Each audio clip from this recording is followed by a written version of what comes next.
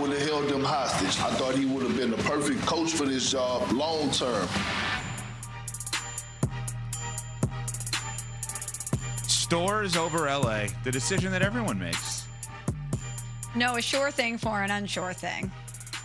Stores over LA, the decision that everybody leave makes. yo for show for Samo. Those are words to live by. I mean, we said it at the outset of this show. That was going to be a part of our mantra. Never leave yo for show for Samo.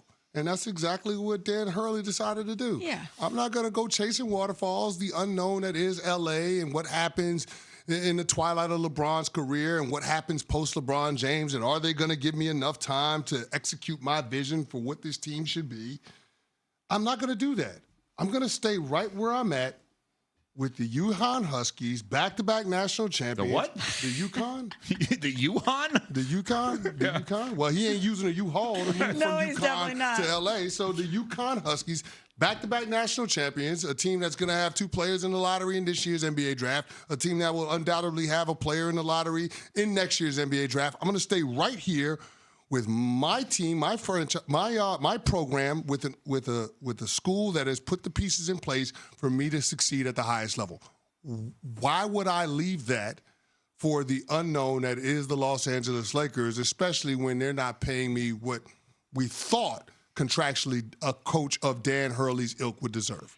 It's kind of amazing to me how our perception of the Lakers has shifted so much over the past couple days. When we first heard from Woj that Danny Hurley was the primary target for the Lakers and that they were putting together this massive long-term offer for him to come there and be a legacy coach, build a program there. There was so much praise that was heaped on the Lakers. They're acting like a big-time franchise again. This is the Los Angeles Lakers, one of the most storied franchises in all of sports. They're thinking long-term here. They're making a good decision.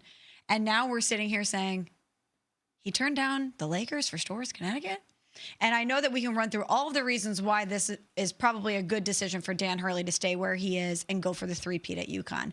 However, on the surface, it does not look good for the Lakers that they let this get out publicly, that he was their primary target. They didn't make what we deem to be a you can't say no type of offer, and he turned them down. I think if I'm the Lakers this morning, this is a little embarrassing for me.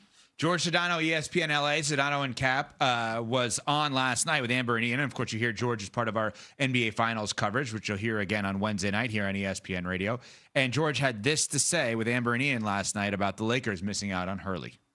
Honestly, I think the Lakers kind of dodged a bullet personally because I just didn't think his style would work in the NBA. I'm a big believer in you look at the college coach resume and there's a reason there's only a few outliers. I think that it's not the same game, number one, even though schematically I had no questions with him. I actually think what he runs schematically is very competitive and complementary to what you see in the NBA on both ends of the court. But I just think personality-wise, you're not going to be yelling at 17 and 18-year-olds. Like, that's not going to fly in the NBA. This is a guy who gets into it with other coaches, gets into it with fans. It wasn't going to fly. It reminded me a lot of, like, when Rick Pitino went to the NBA. And I know he had a successful stint early on with the Knicks and then went to Kentucky from there. But remember, that second stint with the Celtics did not go so well. So if I had to make a comp personality-wise, that's kind of what Hurley reminded me of. And I just didn't think it was going to work.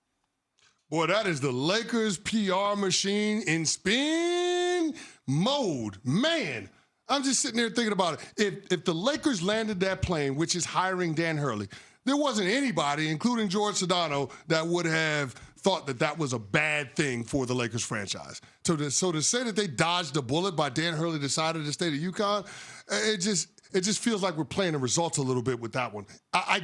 If I was going to make a comp for Dan Hurley, I don't think it's Rick Pitino. I think it's Jim Harbaugh, what we saw him do at Michigan, what we saw him do at Stanford, what we saw him do at San Diego, and how that translated to the NFL. Now, we saw proof of concept, so the Chargers weren't throwing darts on a dartboard. We saw he actually had success in the NFL, but in terms of the personality type, it feels like those two are pretty closely aligned. So I guess that's the part that I look at when I think about somebody that would have to be charged with building a program in LA. You need somebody that can coach young players hard in order to get them to realize their full potential. Because this hire, as everybody speculated, was not about LeBron James and Anthony Davis. It was about what happens post LeBron James. And in that era of Lakers basketball, you're going to need somebody that can develop young players. You're going to need somebody that can coach them hard, that can get in their face. And from what we've heard, Dan Hurley's a very smart person. He's an old school coach with a new school vibe. I'd like to think that he would be able to make the adjustment in terms of his messaging when he moves from the college ranks to the pro ranks. So from a personality standpoint, I don't think the Lakers dodged a bullet. I think the Lakers missed out on a damn good basketball coach, and now they're trying to frame it as such, frame it in a way that is not as embarrassing as it looks on its face. Yeah, I thought that obviously the success that Dan Hurley had at UConn is a huge reason to bring him in. But one of the reasons why I thought this made so much sense for the Lakers is the length of the contract and the idea that he would build a program there. Because now we're back in this space where whoever they pivot to next, are we sure that they're going to give them the same runway No. that somebody like Dan Hurley would be? No. And isn't that the knock we've had on the Lakers and their coaching cycle, is that there's been this volatility over and over and over again? A couple years here, a couple years there. They reportedly wanted Dan Hurley to be there for a long amount of time and build something of significance. And now I'm not so sure that they're going to go down that same road, and I think that's a mistake. See, the thing is, like, Sedano may have been right. Like, Dan Hurley may not have worked out. That is a possibility. It's not a guarantee that he would have worked out. So there is a chance they would have dodged a bullet. Where I came in on this all along was I just loved the idea.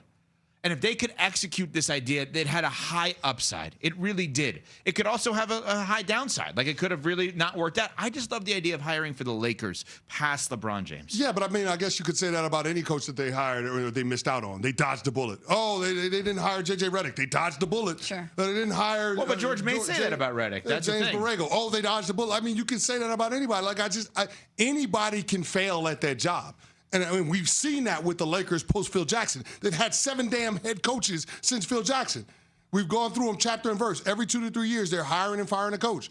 At some point, you have to settle on a vision and have conviction to stay the course long term. I think this was the vision, though. And I'm sad for the Lakers that they didn't realize that this was the vision of, like, just figure out a way, or don't even get him on the plane if there's ever a chance of it not happening. Find out before he leaves, what is this going to take to get this done, and we'll have it for you when you get here.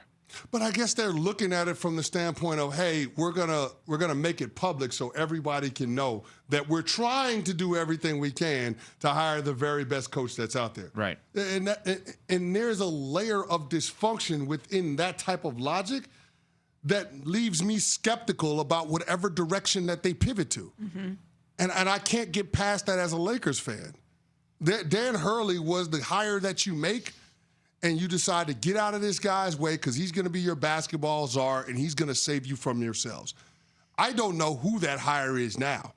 And I'm not confident that we won't be in this same position 2 or 3 years down the road. Unless we're not thinking of someone, you're 1,000% right? It's just they're hiring the same guys they've hired previously with any of the guys that have been mentioned, basically. All right, coming up. This was initially considered a huge loss for college sports. Well, now it has to be considered a huge win, right? We'll discuss next. It's Unsportsmanlike on ESPN Radio. Today on ESPN Daily, Team USA shocked the world in an upset win over Pakistan in the Men's Cricket World Cup. A feat even more improbable when you learn who exactly is on this roster.